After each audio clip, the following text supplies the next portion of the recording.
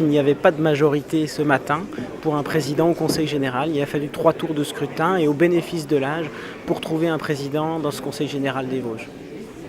C'était pas simple. Nous, ce que nous avons proposé, c'est de sortir des problèmes de personnes et de travailler sur la base de notre programme, c'est-à-dire des 8 propositions que nous avons faites pour arrêter les problèmes financiers du département, pour regarder investissement avec investissement ce qui était nécessaire de faire et ce qui n'était pas nécessaire de faire, et puis enfin de changer de méthode sur les aides aux communes, aux entreprises, aux associations, pour qu'il y ait plus de manière républicaine.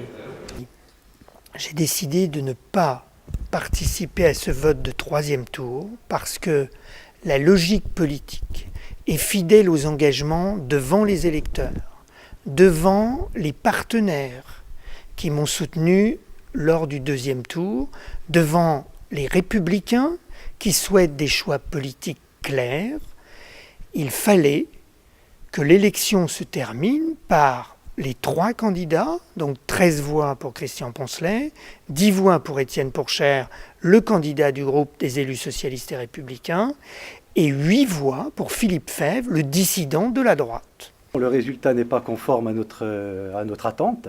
Je pensais sincèrement que notre démarche, qui était motivée uniquement par l'intérêt du département, pouvait recueillir un écho plus large que celui que nous avons obtenu, notamment au sein de la majorité départementale. J'avoue que à l'énoncé du résultat du 1er tour, j'ai été un petit peu déçu parce que j'attendais voire 2 voix supplémentaires, et vous constatez à l'arrivée qu'une seule voix de plus aurait suffi. Les moments que je viens de vivre sont ceux pendant lesquels j'ai le plus souffert moralement. Je ne pensais pas que certains pouvaient pousser l'ingratitude jusqu'à oublier tout, même en l'instant où ils avaient décidé ce qu'ils avaient pu faire pour les aider ici ou là. Je suis profondément choqué que les personnes se soient engagées à m'apporter leur soutien et au moment du vote aient changé d'avis.